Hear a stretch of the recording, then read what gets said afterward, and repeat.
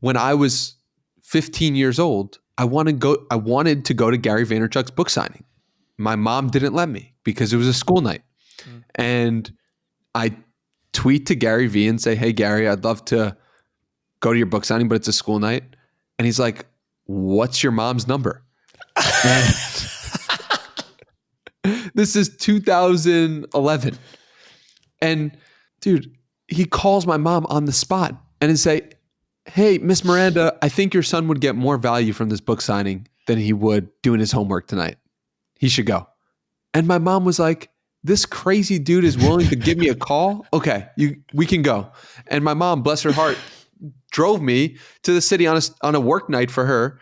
And we took a great picture together. And it's like, that's why it's in my being, because it got instilled in me by Gary Vee 15 years ago now. And then having him come on the podcast and telling him that story and watching his face unfold as you're telling him that story and him realizing in that moment that you're that person.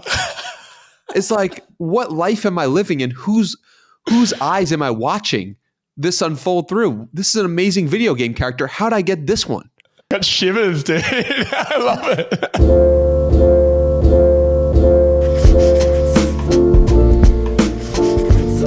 Quickly though, before this episode starts, I've got a 10-second favor that I'd like to ask you. The majority of people watching this podcast haven't yet hit the follow button. I can't tell you how much it helps. The show gets bigger, which means we can increase our production and also allows us to bring in some of the best guests that you want to see while allowing us to continue to do the thing that we love. Thank you so much for your time. Danny, welcome to the podcast. It is a pleasure to be here. Thank you for having me. It's a pleasure to have you. I was just saying off air that I recently came across your work and I'm a huge fan of what you've been doing, and I've resonated a lot with the way you view the world. And I think we have very common interests in a lot of the content and things that we do, which we can dig into later. But yeah, so thank you. Thank you for giving us the opportunity. I know we're quite early on our journey of podcasting, and yeah, I appreciate it a lot. So yeah, getting stuck into it, man. If you could give an elevator pitch of who you are, what you do, and how you're contributing to the world, what would that look like? Yeah, I would say that my name is Danny Miranda, and I'm here to elevate the consciousness of humanity. And I do that through a podcast. I do that through Twitter. I do that through just being as present as I possibly can in every moment, to just see human beings as they are and see myself as I am. So that's what I would say. Brilliant. And what made you want to go down this path, and why podcasting and Twitter is the key mediums to begin with? Yeah, I would say what made me want to go down this path is meditation. I started meditating in September of 2019, and I started to see the ways in which I was looking at the world differently. I started to see, wow, like I'm recognizing stuff about myself that I never considered before. And oh my God, like this is really special. So let me share this with more people. And so I started tweeting like I was, and like I did in 2009 or 2010 when I was 13 years old, and just writing blogs on time management. And I was like, let me go back to my roots as a 25-year-old. And I started to ask people who wants to talk on the phone. And I would have such amazing conversations with people in July of 2020 that I was like, let me record these. And the recorded conversations turned into a podcast. And now 400 something episodes later, I've got a podcast that has 400 something episodes. And that's been the journey of tweeting and podcasting and just sharing my consciousness because I started meditating. And how did you begin meditating? Because I've done quite a few episodes with some really interesting spiritual people, and it's right up my alley, and one of the most impactful things that I've done in my life as well. So when you mentioned that, yeah, it really resonated. So how did that begin? It began because in June of 2018, I started following my friend Tej Dosa. And Tej was tweeting about business, just like everyone else was tweeting about business on Twitter at the time, or that I was following. But he was doing it from a different place. He was doing it from a place of love, of gratitude, of appreciation for every moment. And I didn't understand what was going on, why he was tweeting like that. But I understood it was different than the other tweets that I was seeing from most people. And I discovered him probably June of 2018. And then I followed him and became friends with him and had phone calls with him for a year. And he never was like, dude, meditate. But the whole time I realized like there's something different about this guy, and he's meditated for 10 years. So like, let's look into this. Let's figure this out. And so I hit a dark point in my own life where I had made a bunch of money and I was living in San Diego, and I was like, life is great, or at least it should be great, but it doesn't feel great. So what's the disconnect? And the disconnect was that I never had looked at my own thoughts. And I started doing that. And that's what meditation is, for me at least. For me, it's just looking at my own thoughts, spending time with myself. And we spend all this time, reading tweets and watching videos and listening to podcasts. But how much time do we spend listening to ourselves? Like, that was what really hit me. And so I started 20 minutes in the morning every day, just sitting with my thoughts, sitting with my thoughts. Any specific technique? The technique was just watch what happens. Watch the mind. So like just a mindfulness, focusing on the breath, or just sitting? Just sitting. No focus on the breath. Kitchen timer, back straight up against a wall, outside of bed. And I just watched, and I did it for 9 days straight. And I didn't think it worked. I mean, like, I knew some things were happening in my life, like synchronicities that were pretty crazy and witnessing and unfolding. I felt that, but I didn't attribute that to the meditation at the time. But it was really on the 90th day of the meditation, I was driving a car for the first time since starting. And I sat down in the car, and I get to the first red light, and I'm like, turn green, turn green, turn green, turn green, turn, is what my head or mind was saying. And I started laughing at myself. And I said, oh, that's hilarious that I'm saying it turn green when it's clearly red. What is wrong with me? That's funny. And so I laughed and then changed my thoughts. And from that moment, I was hooked on meditation and knew that I'd be doing the practice for the rest of my life. Yeah, I understand that completely, and have had a slightly similar approach to it. It was, I was, 20, 21 or so, wanting to take over the world, reading Business Insider articles, how to be a CEO and shit like that. And this idea of meditation kept popping up. And I thought, first time I thought that was weird. And then the second time I saw it again, I thought, Third time I saw it again, I'm like, And then it just happened. I was doing my engineering placement at a business, and the receptionist comes over and we just started chatting, and she said, I'm using this app called Headspace every night before bed. Interesting, Headspace. So I downloaded that, and that was it. That was literally it. So, and that would have been maybe 8 years ago. Wow. And it's been something that I try to do every day. I don't do every day, but I try to do every day. And it's crazy. The person that I've noticed I am if I meditate in the morning versus the person I am if I don't is significantly different, which is wild for what we're doing at the core of it. And then it really just took me down a rabbit hole of spirituality and I'm still working through. So yeah, I really resonated with you. I noticed that you did the Naval 60-minute meditation thing, and you did it during lockdown, during COVID, which is exactly what I did as well.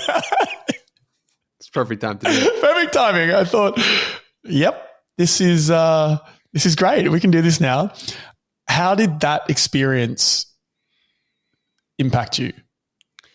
Yeah, I mean, within the first 7 days of doing it, I realized the first day I did it, I realized wow, I'm going way deeper on my psyche than I was in the 20-minute ones. Like, this is really cool because it's a different experience. And then within the first 7 days, I recognized a situation where I got pushed into a locker in high school, and I realized that I'd been holding on to resentment for the person who pushed me into the locker and myself. And I just let it go. I was free from it. I apologized to myself in my head, and I apologized to the kid. And I was like, I wish nothing but the best for this person. And I wish nothing but the best for myself as well. And both of just letting that all go really cleared something for me, because I was operating with a lot more freedom directly after. When you say you let it go, what was the process of that? So, a lot of people hold a lot of resentment, and what did you say to yourself, and how did you feel in that moment to actually release it? Yeah. It was just, I said, like, it wasn't anything crazy. Like, it doesn't feel like anything crazy in the moment. There's no charge around it today, right? I'm sure if I was in the moment, or you would ask me the next day, I could give you a beautiful description of how it felt and what went on and the exact words I used. And today it's like, that happened. You know what I mean? And so that's an interesting thing about how when something actually has released itself, it's not a big event. I would just say, like, I don't remember is the best answer I can give. Yeah, no, fair enough. That's okay. Do you have you worked much on therapy, or you done anything like that? I would always, maybe like once every year or two, I'd have some issue that I didn't know how to work through. I didn't have meditation when I was younger, or didn't know about it, and didn't practice it. So once a year, basically, or once every 2 years, I would go to a therapist for like 2 weeks, 3 weeks, and I'd feel so much better. But I don't have any long history of going to therapy. It's basically, meditation is my therapy. Yeah, I understand that. I've used them as a tool hand in hand. So I'll try and go maybe once a month, and have done for a while. And it allows you to have somebody else kind of piece in other perspectives and speeds up the process. So there's something I've been coming across lately called internal family systems. And I know you like Tim Ferriss. I came across that through Tim Ferriss, and now I'm working through that. And it's if you ever get a chance to look into it, it's just completely blown my mind in the way that I like view my thoughts on another level, which is really interesting. I've had it pop up a bunch in the past month or two, people recommending it. And I take that as a sign from the universe. So get it done, what man. are the best places to get started in learning more about it? I would say just get the book No Bad Parts. Let me find who it's by again. It's by Richard Schwartz. And that's a good intro. And then if you feel like it resonates with you, which is, I've been reading the book and doing the exercises recently, and I feel like it's resonating with me. So now I've found a IFS therapist nearby that I'm going to start doing probably fortnightly sessions with, and just see where it goes. Because the idea of it is that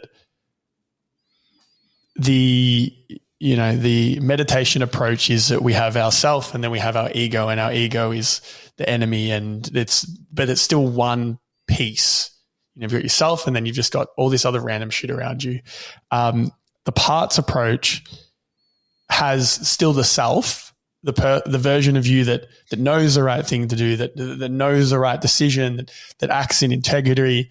And then there's these versions of you around the self that are their own version, their own people with their own fears, desires, concerns, and they've tended to come through or be developed due to some form of trauma, physical, emotional, etc. And they all have different personalities, but it's all a part of you. So when the version of you that came out and said, go green, go green, go green, go green in the car, that was a part. And that part has a story that it's telling itself and is kind of taking control of the host, i.e. you, in that moment. And the parts work is basically understanding with love and empathy those different versions of you, and then working to basically talk to them like they're other people, to get the insights of why they feel the way they feel, what they're doing, what they're holding on to, what they're afraid of, and then to begin to unwind that through understanding. So it's really, really interesting. It makes you sound like what's that movie where the guy has like a bunch of personalities split? It's kind of like that, but legit. Yeah, that makes sense to me. And that seems really cool. I'll definitely check out No Bad Parts.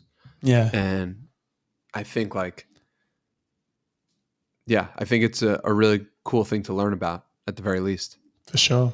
And, the more you understand yourself, the more you'll understand others, and the better at connecting and doing podcasts will become. And then it's a positive flywheel, right? Yeah, absolutely. Yeah, brilliant, man. So look, I'd love to chat to you about your work. I've had some amazing guests on the podcast. The list is fucking wild. Like, I'll just name a few, like Alex Hormozi, Ryan Johnson, Seth Godin, David Senro. It's like crazy. So good. And you're on a very, really solid upward trajectory. Seems like batting well above your average when it comes to like podcast subs to guests. What's the importance of asking Bin in this process? And what would you recommend to those who have had a hard time in their past asking for things? It's never come difficult for me to ask for things, because I believe I was raised with a lot of feeling of self-worth and feeling like I was capable. I was always taught that from a young age and shown that from a young age. But asking in general it's so important, especially because when you realize you can ask and the person can say no, and you're in the exact same position you were in before you asked, and you really own that and you really understand it at a deep level, the world is your oyster. Like, no one can reject you if you don't reject yourself. Mm. No one can reject you if you don't reject yourself. Like, from a standpoint of, like, let's say you want to get a girl's phone number. You go and you approach her and it's like, she says no, she's not interested. Okay, great. Now we're in the position that we were in 10 minutes ago, and I don't feel rejected because I'm not rejecting myself. Perhaps the opportunity wasn't the right thing in that moment for her. Perhaps she didn't find me attractive. Perhaps she didn't like my energy. That's all great, but that doesn't mean that I, as a whole, reject myself. And so I think a lot of people take this to podcasting as well, where they'll have somebody they really admire that they put on a pedestal and they say, if this person rejects me, it's all over. Like, I can't do the podcast anymore because this person means everything to me.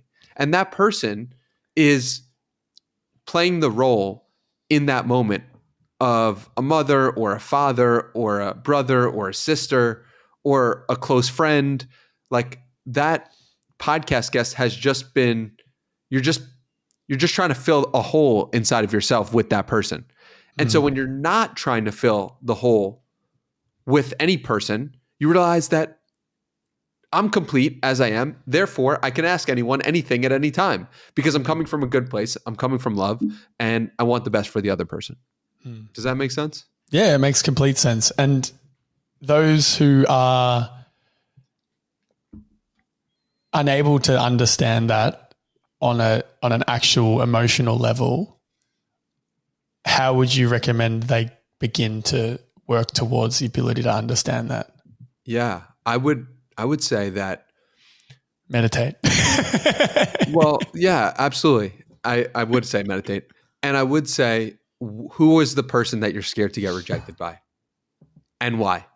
And facing it and really sitting with the questions of like, what does it mean? What does it say about you? What is it, if this person rejects you, then what? If, and like play the scenario out and then try to figure out, where does that come from? Who is this person representing in my life? And what does it mean about me if this person accepts me or doesn't? I think, and you speak about this a lot, it just comes down to, am I loved? A lot of the time. And it's some childhood or teenager version of you that is not feeling loved or not feeling accepted. And you need to understand that first. Yeah. I mean, that's the truth of it. And the truth is, like, it's a beautiful journey to find greater compassion for yourself. But how you do that is to face the pain that you don't want to see. And it's like, if you see all the places you get triggered by or you get upset by and you run through that list, guess what? You're free on the other end of that list. But facing that is painful, or can be. You are not facing it is you scared that facing it will hurt you in some way. But the truth is, it will actually set you free. So how would somebody face it? Well, how have you faced it? Yeah. Just sitting. I would say that, you asked me about seeing therapists earlier, and I don't really have a long experience with therapy, but I have two really close friends, and they are like therapists. They're such soulful human beings. And we basically realize that we have very similar gifts or very similar interests in understanding ourselves, understanding the world around us, understanding what the language that we use says about who we actually are and what we actually feel about ourselves. And we go back and forth all day long, and we help each other understand where we're not free. And I would say that finding friends like that is a really helpful place to start. The issue is, you're not going to find friends like that unless you're the type of person who wants to understand yourself first. I went, 3 years on my journey of understanding myself before I stumbled into these friends. And it's been a blessing in the past 3 to 6 months to have these people in my corner. But I mean, it was a journey to get to this point as well. And if people like that aren't in your life, it's likely because you yourself are not that type of person yet. Yes. Yeah, it is a nice little addition to the end. I wrote on my wall one time, add yet to everything that I can't do. Yet. Yeah, it's true, man. And I don't think, I really do believe that these two friends that I'm talking about have changed the trajectory of my life in a relatively short amount of time by virtue of helping me be more free in every moment. And I wish everyone had friends like I do, like these two women. Like, it is the greatest gift in the world. And not everyone does. And I think everyone aspires to.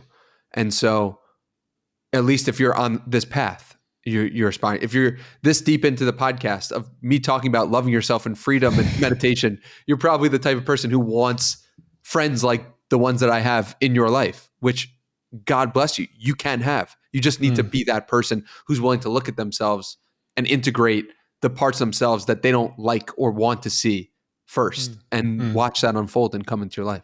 Yeah, you're exactly right. And it ties into the parts that we were speaking about before. So I feel like it's all kind of similar stuff. It's just packaged a little bit differently sometimes. Absolutely. There's a million ways to be free.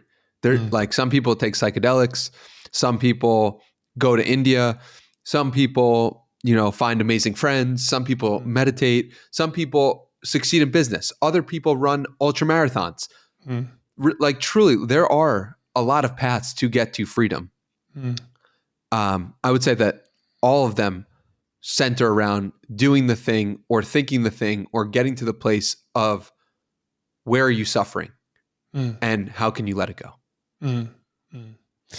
On the note of friends and possibly mentors, have you had any mentors and friends that have helped guide you through the podcast journey, or has this been something that you've kind of just guessed your way along and it's just naturally developed? Yeah, I mean, I wouldn't say that I've been particularly impacted by any mentors in the podcast world specifically, but I would say that I learn from everyone. I learn from Tim Ferriss. I learn from Chris Williamson. I learn from Joe Rogan. I learn from, those three. They're my virtual mentors, right? Like I'm not contacting with them on any daily or weekly cadence, but I'm able to see thank you. But I'm able to see what they do. Yeah. Right. And I'm able to listen to their thoughts. And that's a wonderful thing. It's pretty crazy, isn't it? I think about this a lot. Like I've gone through about 15 years, probably 10 or 15 years of Warren Buffett's annual general meetings. That is crazy. And it still hasn't gone into my thick skull, but it's maybe in another 10. But the point being is that there's so many intelligent people just speaking in depth, in long form, that has never happened before until quite recently. Yeah. And I feel you completely. It's really special. We're living through a special time, and it also is worth having empathy for people who might be older or people who might not have had the experience of the internet like we do. Because if you wanted to read Warren Buffett shareholder letters, you're going to have to either know someone 20 years ago or 30 years ago. You're going to have to know someone. You're going to have to go to a library. You're going to have to figure out who his friends are. Like today, they're just published on the internet. Like to me, that realization helps me have empathy for people who are older. I began listening to podcasts probably a similar way that you did with Tim Ferriss, and it blew my fucking mind. Just completely blew my mind. And began this just rabbit hole. What's the top 5 podcasts you're listening to right now that you love? I don't listen to podcasts anymore. You create the podcast. No, I mean, it's crazy. Like in the last 3 months, I've stopped listening entirely. And I've replaced all the time that I was listening to podcasts with worship music, which interesting is like something that I never would have considered or done years prior. So yeah, that's been a very recent change. And so what's that journey? Yeah, I mean, it's like, what happened? I mean, there were a bunch of different things, but like meeting the friends that I was talking about, going to church, just feeling deeper love and appreciation for myself, all of it just led me to be like, the most valuable thing I could be listening to is not a podcast. And that's like, I listened to podcasts nonstop for 3 years, 4 years, basically. So nothing against podcasts. I mean, my favorite podcast, like Modern Wisdom, Tim Ferriss, Rogan. I like the Personal Trainer podcast with Mike Vacanti and Jordan Syatt, My First Million. These are like my favorite. Art of Accomplishment with this guy, Joe Hudson. That's like a lesser known one. Dude, I mean, I love podcasts, and I don't say that to put down podcasts. Obviously, I'm still putting them out to this day, but it is an interesting change in my consumption behavior. I think it's an ebb and flow thing, and maybe this is the next part of your journey, and at some point you'll probably get what you feel you need out of that, and then you move on to the next thing, which might be brown noise, or who fucking knows. So true. I just want to loop back quickly on the element of asking. What's the craziest situation you've gotten yourself into on the back of an ask that you thought was ridiculous? Okay, so you know what's crazy is that a lot of the crazy situations that I've been in, like the guests that have really blown people away, I didn't ask for. They came to you. Yeah. Isn't love that that. interesting? I love that. Alex Hormozi, Andy Frisella, Gary Vaynerchuk. I did not ask any of those people to come on the podcast. Wow. And those are the crazy ones, right? Like that people might consider crazy. They all happened. All three of those situations happened because I did kind things for people with no expectations. And it hit me. I was like, holy smokes, this is crazy when I saw the pattern. So I'll tell you the Andy Frisella story if you're interested. Please. I did what happened? This guy put out on Twitter that he was starting a podcast, and I sent him a DM because he was a former professional baseball player. And I was like, yo, if you're actually serious about starting a podcast, give me a call. I'm down to help you out. And he calls me and we have a great conversation. And I was like, that was sweet. I get a text from him the next day. He's like, do you want to have Andy Frisella on your podcast? It's like, yeah, I did 75 hard and it changed my life. Like, I would love that. And he's like, I'll see what I can do. Next day he texts me and he's like, I asked my friend who knows Andy and he's going to see what he can do. Next day he texts me, my friend ran it by Andy's wife and he's down. Would you go to St. Louis? And I was like, what is happening? I'm like, I literally just gave this dude my phone number to help him because I was just like, he's a professional baseball player and I'm sure he'll take it seriously. So yeah, that's like a perfect example of just doing kind things with no expectations, leading to one of the best days of my entire life was interviewing Andy Frisella. So yeah, that's my pitch, to do more kind things with no expectations. Just be a legend. Just do nice things for people. Yeah. That makes me really happy to hear. I love that so much. And I'm really proud of you. That's a really, really nice way to approach the world. So please don't ever lose that. I don't know. Yeah, I think that's just in my being to do stuff like that because it got instilled in me. Like when I was 15 years old, I wanted to go to Gary Vaynerchuk's book signing. And my mom didn't let me because it was a school night. And I tweet to Gary Vee and say, hey, Gary, I'd love to go to your book signing, but it's a school night. And he's like, what's your mom's number? This is 2011. And dude, he calls my mom on the spot and he say, hey, Miss Miranda, I think your son would get more value from this book signing than he would doing his homework tonight. He should go. And my mom was like, this crazy dude is willing to give me a call? Okay, we can go. And my mom, bless her heart, drove me to the city on a work night for her. And we took a great picture together. And it's like, that's why it's in my being, because it got instilled in me by Gary Vee 15 years ago now. Wow. Yeah. And this is what I love about, this is exactly what I want to do with this podcast, is just amazing stories of just like synchronicities, interesting things that happen with brilliant lessons behind them. And I think that's one of those stories. So thank you for that story, because that was sick. I got shivers, dude. I love it. I love it.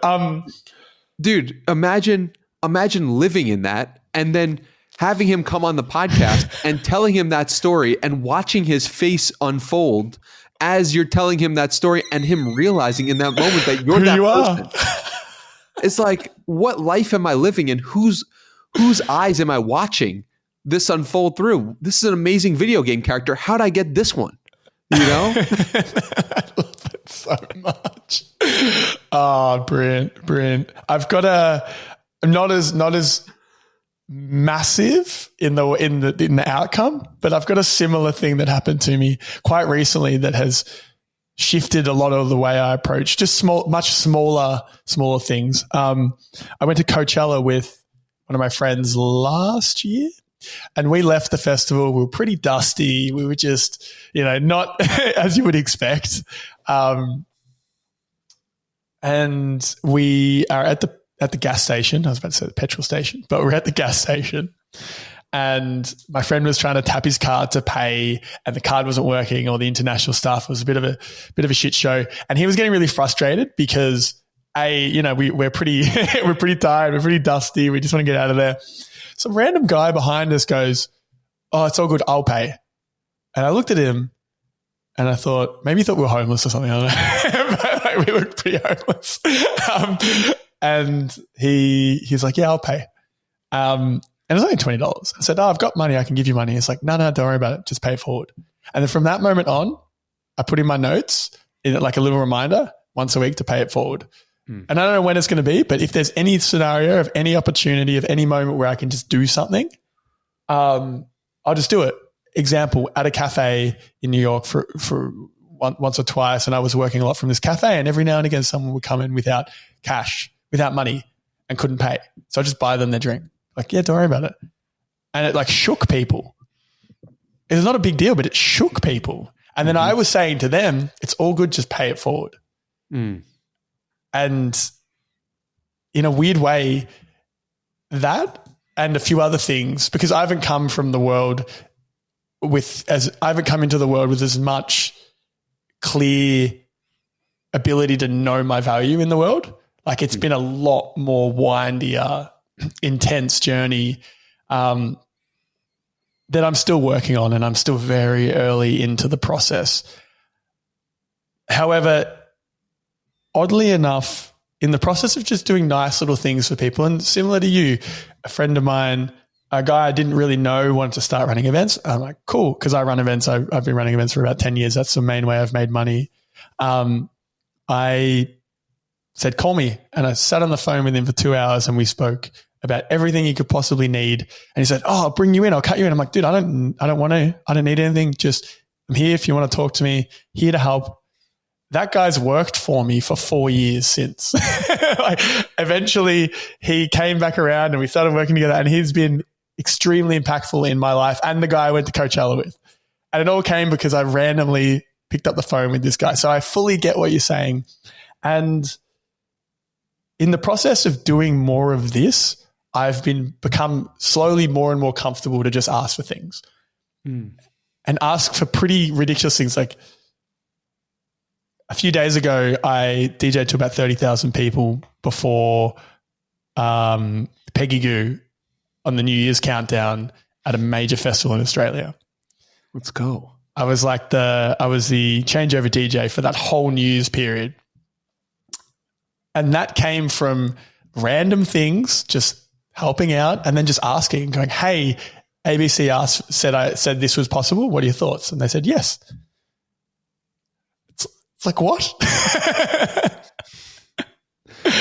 Yeah. You start to realize like how much agency you have over this whole thing when enough of those moments happen, right? Where you're like, oh, like I could just ask for things. Like, yeah. And I think as you become more competent, you build belief in yourself to ask for greater and greater things.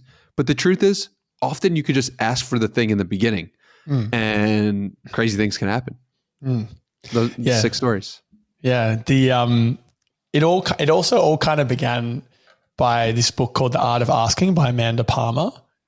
I remember reading it in 2018 when I was just traveling. I did this solo trip to China, and it's like imprinted in my mind, and I didn't quite understand it, and it didn't really begin to take hold until only the last like 18 months or so, maybe 2 years. But that book just planted the seed that then 3 years later began to sprout. And now I'm feeling similar to you. It's okay to ask, and it's okay for rejection, and you won't die. We're biologically wired to believe we will die because the tribe won't like us anymore, and then we won't be able to eat.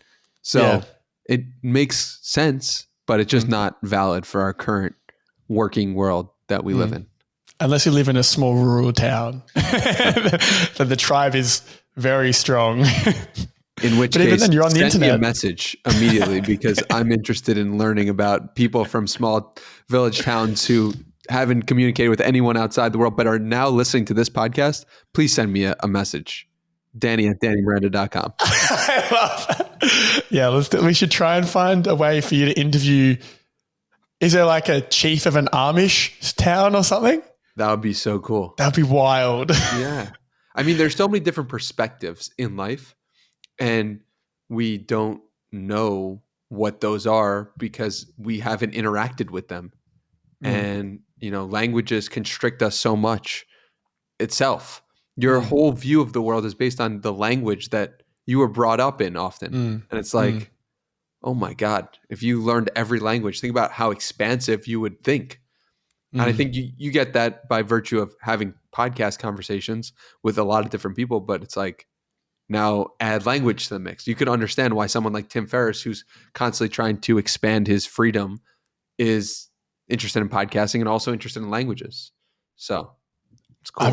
I saw somewhere that there was a person talking about, I think maybe it was a reel or something. There was a person talking about how they could speak 4 languages, and in different languages they had different personalities. Wow. Because it all comes back together with the IFS. Yeah. Yeah. The language, the language is secondary to the culture of the region. So, and I've noticed I recently went to Sweden, for example. A little while ago, I was dating a Russian girl, and the language I've noticed in the harsher regions of the world is also harsher. Yeah. Yeah. Which then is like a flywheel of personality, language. And you look at, the Spanish, warm, flirty, flowy, and it ties into the language. It's totally crazy. It's all connected. It's crazy. You've mentioned self-improvement a lot in the work that you do, and I noted that you've been working towards improving your diet and your health a lot. What's been the driving force in that as a focus, and how have you executed that change, if you have yet? Yeah. Well, I started doing 75 hard about 2 or 3 weeks ago. I'm on day 16 now. So 2 weeks and some change. Dude, I just feel so much better when I'm eating whole foods. Like when it's 100% whole foods, especially with the amount that I'm running as well. So yeah, I think we are what we eat, and what we eat is our basis for our thoughts. And so I think say that again. What do you mean by the basis for your thoughts? If you start eating a bunch of candy and take it to the extreme, right? Every single meal you eat candy, you might feel lethargic or really high. The food that you ate is now the basis for how you're thinking. It's a very real thing. And so when I change the food I'm eating now to being sweet potatoes and rice and meat and turkey, and it's level. That's it's real foods. It's feeling good all the time. Your joints aren't achy. I'm wow, how is it every time I do this, I feel better? So I feel better. I think better. I train better. All of the above. Now, how do you maintain that for the long term? How do you talk to yourself to make sure it locks into your brain and you don't slip? I think that it's giving yourself grace when you fall and realizing that served you as well. There was a thing that I read that said the relapse is part of the recovery. Yeah. Yeah. It's great to hold yourself to high standards, but am I going to have a dessert in my lifetime? Absolutely. Am I going to have candy in my lifetime? Absolutely. And guess what? That's great. Is it also great to do 75 days of just whole foods? Yes, that is great. So it's like, it's all great, man. Like you can't make a mistake, like truly. And yeah, it's a wonderful journey to realize, to forget, to realize again, to quote unquote make a mistake so you can then come back again and feel better. Like it's all great. I think intentionality is the key there. Yeah, that's been the 2024 and late 2023 word for me, just intentionality and focus, you know. What made that the word? Honestly, getting it drilled into me by a partner, just coming into my life and seeing the way I operate being very, at times airy-fairy, at times a bit scattered. That partially that. And then secondarily to that, in August last year, I did a thing called a Vipassana. Have you heard of a Vipassana? The 10-day silent. Yeah. So I did the Vipassana and it got to about day 9 or day 8.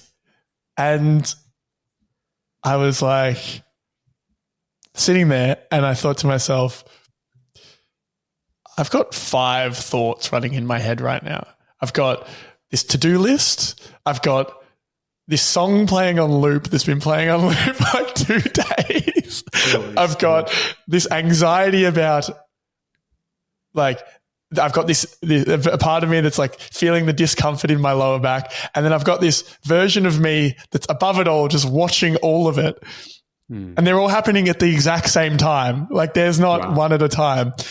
And I was like, fuck, I've had no inputs into my brain in 8 days and I'm still thinking this way. Maybe there's something going on maybe this is my brain. So, and then funnily enough, after the Vipassana, before the Vipassana, I'd made friends with this guy and then we didn't talk for 10 days. And then after the Vipassana, we started talking again. And I said, I think I've got ADHD. Like genuinely think I have ADHD. And he's like, yeah, I've got ADHD. I took my medication and it was fine. I'm like, wait, hold on. So you've got ADHD and you did the Vipassana and you've been medicated the whole time. What was going on in your head? Like, did you have lots of thoughts going on? He's like, no, just the one at a time. Shit. I think I should look into this a little bit more. So the process of looking, that meditation course had opened the door to allow me to understand that maybe my brain works a bit differently than what I expected. And then secondarily to that, looking at, okay, if my brain works this way, the way I think is how I'm going to approach the world. And then I began to notice the patterns of scatteredness across pretty much every element of what I did, from my relationships to the way I worked to how I navigated my day. And I had small elements of positivity and, good habits that helped steer it, but it was a big ship that I'm like steering in a different direction with small things. So through the process of kind of just thinking through this and then also this relationship, it allowed me to go, okay, my problem here is that partially there's the way my brain works, but also if I want to be effective, I'm going to need to focus. I'm going to need to learn to focus even with the fact that I've got this way of thinking in my brain. Like I can't make it as an excuse. I just need to work with it because there are benefits. I can connect very well with people. I can do 5 things at once, but doesn't serve you all the time. So it's just trying to really hone it into specific scenarios and then also build the skill of intentionality, build the skill of focus. So that's how. I think that's wonderful. And it's wonderful that you made that realization about yourself by virtue of having that mirror before the first day, right? Like, what would you have thought if you never met that guy? I don't know. And he was sleeping in the same dorm as me, Yeah. Like that's crazy. Strange. What is that? I don't know. That's life. That's that is life. That's God. That's, that's the magic of it all. Yeah. Exactly. Before we move on to the next thing, there's one quote that I absolutely love. Hippocrates, let food be thy medicine and medicine be thy food. That was like 400 BC. That was where we used to be. And at some point down the line, well, quite recently, I think we just lost the plot. Yeah, that touches exactly what I was trying to convey earlier about how our food shapes our reality and it shapes our thoughts. It's like, it's because food is medicine. It's like, and if we think about food as medicine, it means like treating our body as the source of that medicine and putting that up and esteeming that in our world. And because like, what are you really doing when you feed your body junk for long extended periods of time? You're like telling yourself you're not valuable. Like that's the inherent implication of what you mean when you feed your body with suboptimal fuel. So, but by the same token, feeding your body real stuff that makes you feel better, like tells you I am valuable because I'm feeding myself the real stuff. Well, isn't it that idea where like how you do one thing is how you do everything? Sure. Yeah. That definitely applies here. And we're building our image of ourselves in such little moments. Like, oh, I meditate or I don't. I eat the quote unquote food that would be beneficial to my body or I don't. And it's like, then the big moment comes, right? You interview Andy Frisella, you interview Alex Hormozi. What is your voice saying in that moment? Oh, I know I'm the type of person who did the right thing. So therefore, I'm in this moment, I'm the type of person who does the right thing. It's very helpful in that small way. Yeah, it is very, and maybe you would never have got to that point without that thought process in the first place. Yeah, absolutely. Yeah, but we'll never know, will we? and I don't mean to like come across as somebody who's had it all figured out and always does the right thing. I have peaks and valleys just like anyone else, and I think what's often different is my grace when I fall today versus when I fell in January of 2020. When I stopped meditating and I started partying, I got so mad at myself. I was depressed for a month and a half. It's like I've learned grace for myself through meditation, but it wasn't always that way. And I didn't always do the right thing. And I don't always do the right thing to this day. So just want to paint that picture correctly. Of course. It all comes down to, that self-love piece that you talk about so much. And, the fact that you wouldn't, if you love somebody and you're patient, if you love somebody, you're kind, if you love somebody, you listen. So why couldn't you do that to yourself? Life gets a lot sweeter when you do. When you imagine how a mother would treat her child, be able to hold the anger, the frustration, the doing the quote unquote wrong thing. If you think about that love, then what would it look like to give that to yourself all the time? As well as the love of the father who holds you to a high standard, right? It's both. It's not either or, it's both. And you can have both. Yeah, I 100% agree. And moving on to the next question I have for you, which is relevant to everything you said and something you briefly mentioned before. How's the process of becoming a runner impacted the rest of your life? Like the food, man, it's changed the way I think. It has made me so, there's something about endurance that allows you to focus. You have a single task in front of you. You got to get through it. You got to find a way through it. You got to play the tricks with yourself. You got to go to the place of nothingness. You got to go to the place of everything. You got to be frustrated. You got to be upset. You got to be happy. You get it all. Yeah. And through it all, you get to conquer the task.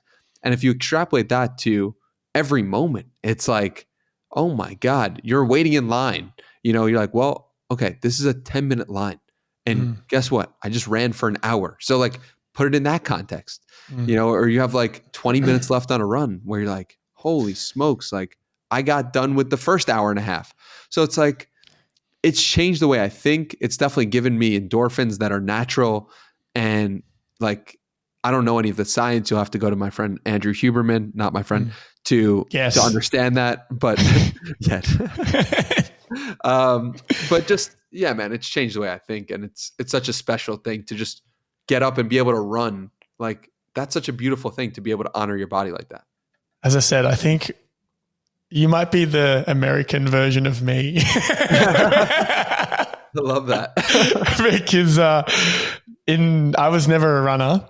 And in 2020, I started running, and then I did a half marathon, and then I did another half marathon. And then in like end of 2020, maybe end of 2022 or end of 2021, I can't remember, end up doing a marathon.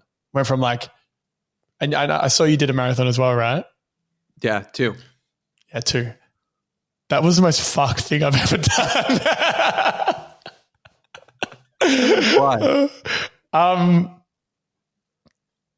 I went from couch to marathon in like 14 or 16 weeks. Yeah. So like hadn't run in ages for one. I'm 6'4" with a pretty rough lower back that I've been working on, that I've realized how bad it was when I did the Vipassana, I just had a long way to go. And then also I, for some reason, ate something the night before the marathon that was not working with my stomach. So I took like 4 pit stops to just like, and it was not good. It was no good. So I was like dehydrated, like in so much pain, and I got halfway down. So the marathon was on the water in Melbourne. Beautiful. You went up and back, and that was one go, and then you went up and back again. So, you know, the benefit of a long run where you've got more scenery is you might not have to repeat the the track, but I did the half. My stomach was fucked. Had my cousin's wedding the night before, which I didn't drink, but I didn't get that much sleep. And nothing seemed to be working at the time. I got back to the base after the half, and there were a few people, because it was a charity run. It was a charity marathon for like the music industry. I think the charity was the Fred Hollows Foundation, which helps give eyesight to less fortunate people in like Africa and other parts of the world.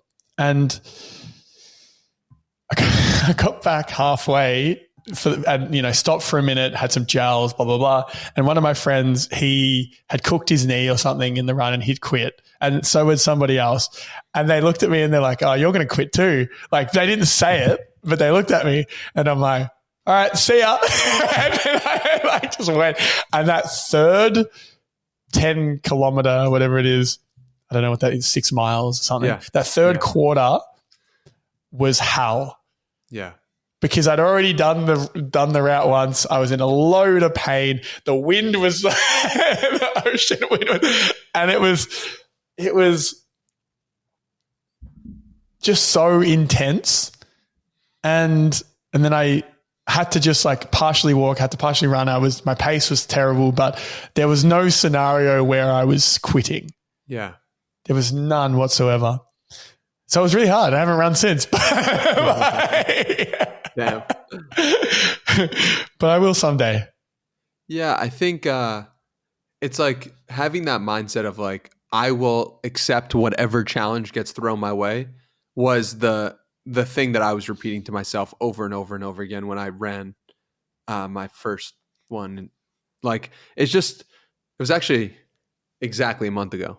So, and it's just like, you have to accept, like, you don't choose the terrain. You don't choose what is coming up in front of you. You don't choose your response. You just choose to continue. And that's just a powerful idea and can be applicable to so much more than just running. Yeah, there's definitely been an element of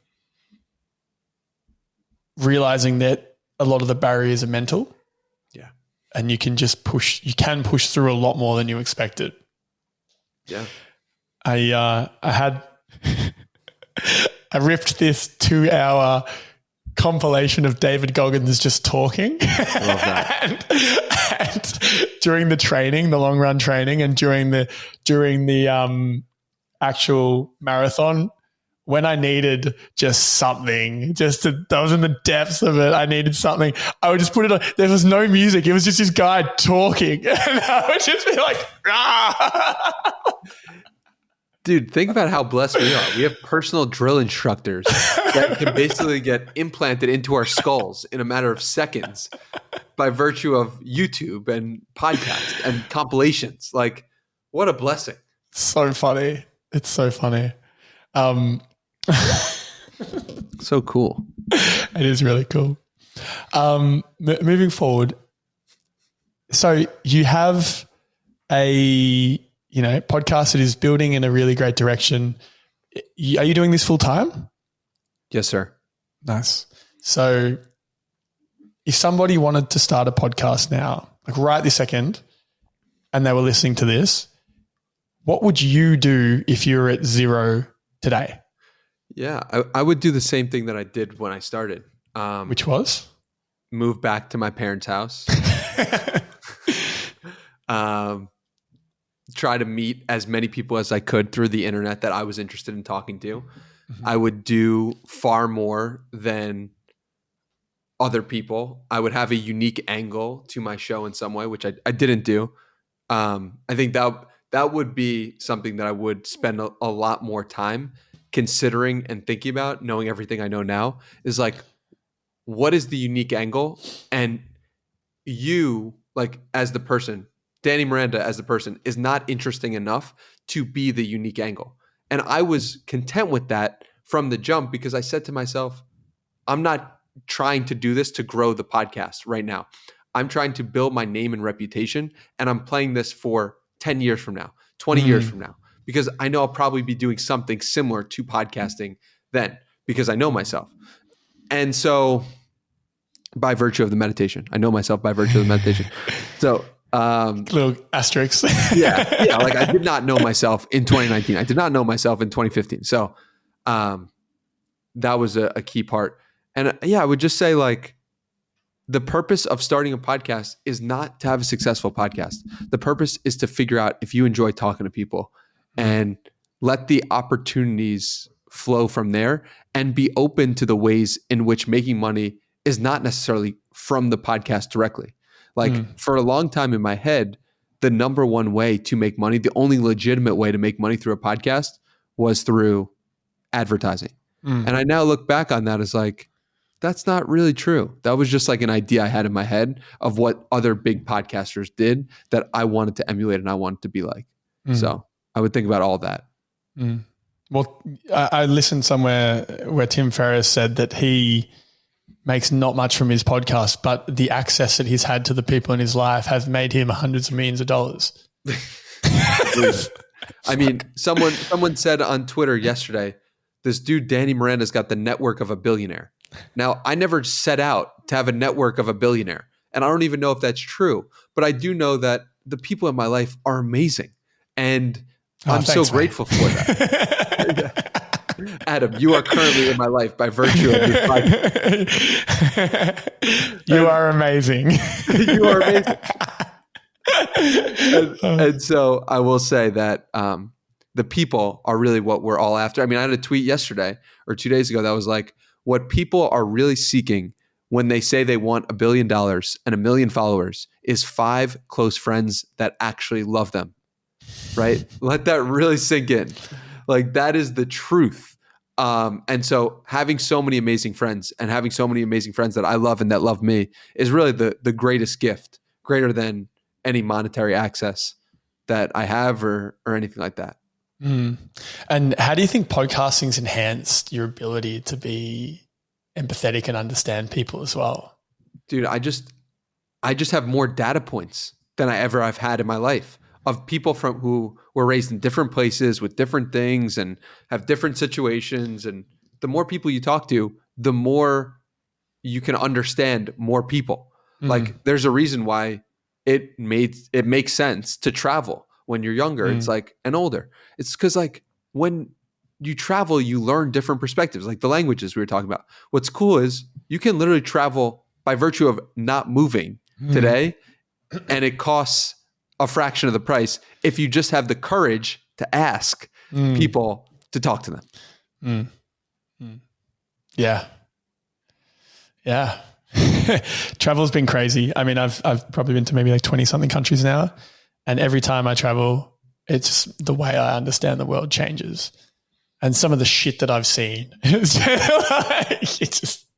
why I've got this podcast, because I've just got some weird stories that I will get to eventually, but I've had too much fun interviewing people and I haven't done any solo episodes yet. But I've got maybe 10 different stories in the bank in my head that I'm going to piece together of just things that have happened and why they've happened and lessons to take from them. So highly recommend to anyone listening, travel as much as you can, because what you learn will change you fundamentally as a human for the better in so many ways. Yeah. Couldn't agree more. Yeah. I heard somewhere that you want to sell at Madison Square Garden for a live podcast one day. Yeah, that is such a vision that is so near and dear to my heart, because I, for the longest time, would watch the New York Knicks play basketball at Madison Square Garden. And I was always like, what's my version of this? And I never really like had something that I wanted to commit myself to at a deep level. And then like the next day after Gary Vaynerchuk agreed to come on the podcast in December of 2020, I was like, I think I could be good at this. I think if I do this for a long enough time, I could really like do some damage, and I could do this. And so what's the biggest vision that I can imagine in this moment is a fun question to ask. And that came from Tim Ferriss talking about and asking questions of like, and Tim Ferriss's idea, like the biggest vision attracts people in a real way, because people want to be a part of a great story. And that's true for an entrepreneur, but that's also true for a podcast host. And it's got to be inherent, and it's got to be true to you. And it's got to be something you really desire, not something you're making up because you want a big vision because Elon Musk is going to space. So yeah, I mean, I've just noticed that people will send me emails, photos, like tweets. Hey, this is Madison Square Garden. You're going to perform here someday. Like, that's so cool to get people to buy into the vision like that at this point, because I've just repeated it so many times and told people enough times where it's stuck for some people. I was listening recently to the Founders Podcast. I know you've had, what's his name? I've gone blank. David Senra on there. And it was Poor Charlie's Almanac. And it said the money flows where the stories are. So the more I thought about that, it's like all we are story machines. With the right story, you can align so many people and create really amazing outcomes. So I fully agree with you on all of that. And I think you're on the right track. And look, just for our personal note, if you ever need the event management for it, I got you. I'll event manage the whole thing. Be careful what you sign up for. No, I'm not. I'm dead set. I've like, just for some context, like I run music festivals. I run a festival in Thailand. I've been doing this for a while. So I would be more than happy to event manage that whole process for you. Respect. So, well, you've played in front of 30,000 people. I'm just trying to get 19,763. That's all right. So, they weren't there for me. They'll be there for you. Yes. Who knows? Maybe between the pair of us, we can do a double live podcast and then sell out a 30,000 person arena instead. I'll need to get the extra 10,000 people from you. Yeah, well, that's fine. I'll be more than happy to. I love it. I'm conscious of your time, man. So do you mind if we run through some rapid fires and let you get on your workout to maintain that 75 hard? Let's do it. Love it. All right. So what is your more ideal morning and evening routine looking like? Ideal morning routine is meditating for 20 minutes, playing some worship songs, stretching, reading, and writing. Nice. And affirmations as well. An evening? Evening routine is shutting off the electronics 3 hours before bed, reading as well, taking a shower, meditating, and that's it. Nice. What's been your favorite failure? My favorite failure would probably be, there are a few. There's a long list. I'll go with the first thing that came to mind was this store I had called American Flag Stuff. I don't know if I've talked about this at all, but this was like a website that I started maybe in college. It was like 1920. And my idea was, okay, it's June of, let's say it's 2014 or 2015. Like July's coming up. And I know people are going to want to buy American flag stuff in July. Stuff is such a good addition. So let's purchase the domain AmericanFlagStuff.com. Literally put clothes that say American flag stuff on it.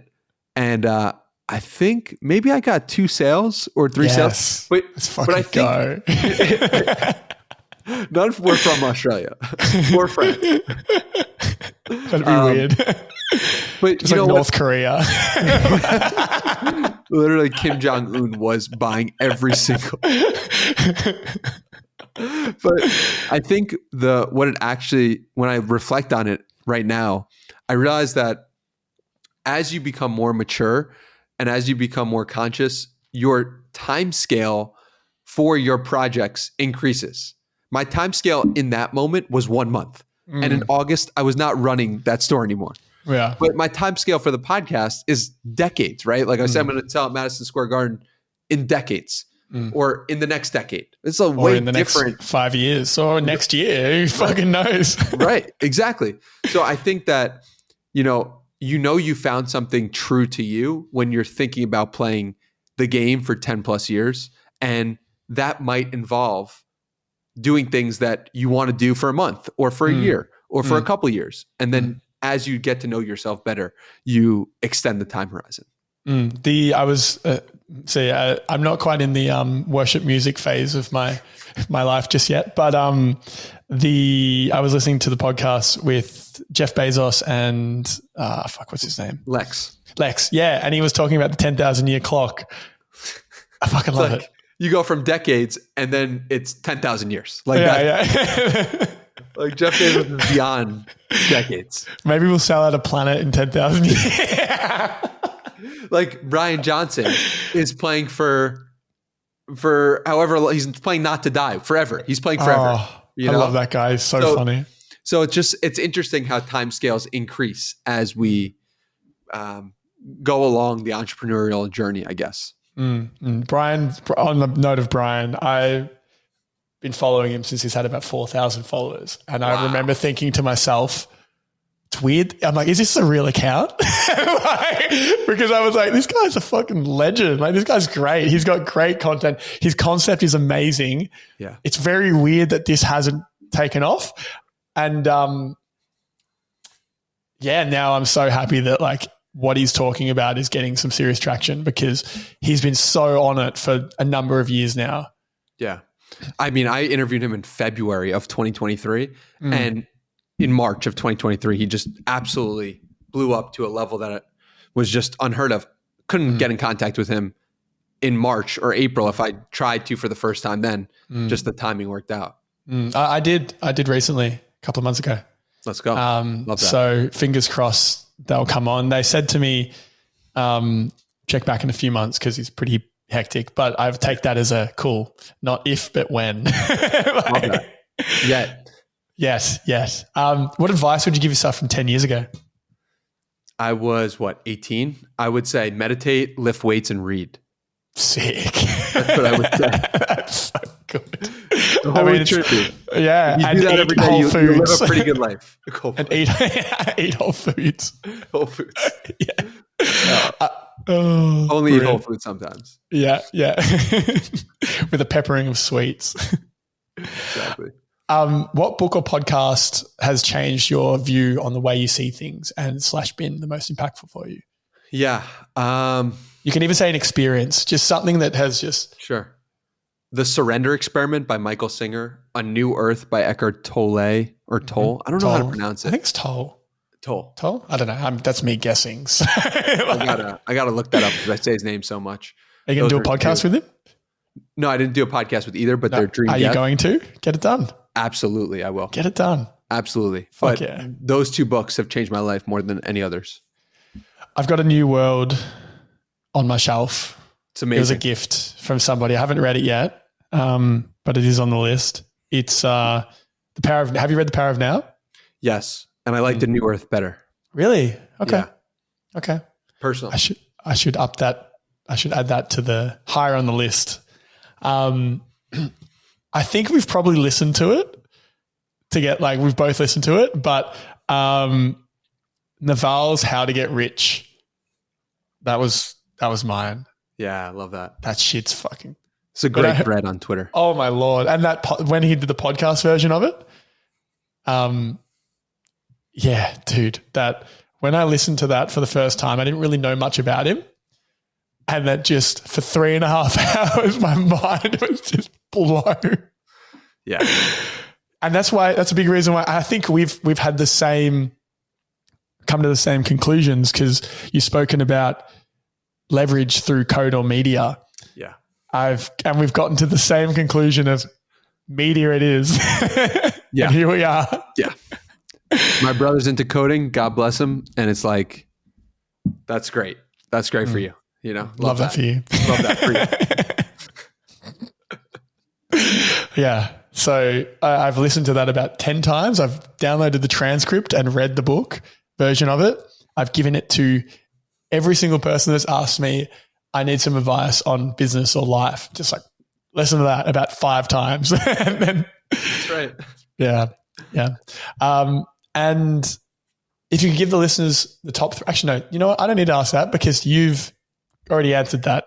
So my last question for you is, what do you think the meaning of all of this is? What's the meaning of life? The meaning of life is to love. To love yourself, to then love your fellow human, because it reminds us that we are not actually separate at all. So I think the meaning of life is to love. Nice. Do you know how many I asked that at the end of my podcast at the moment.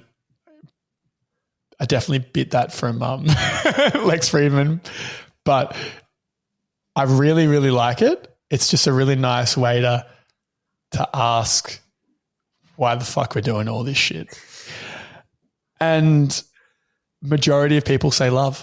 Yeah, because it's true. Yeah. And we know it at a deep level that it is true.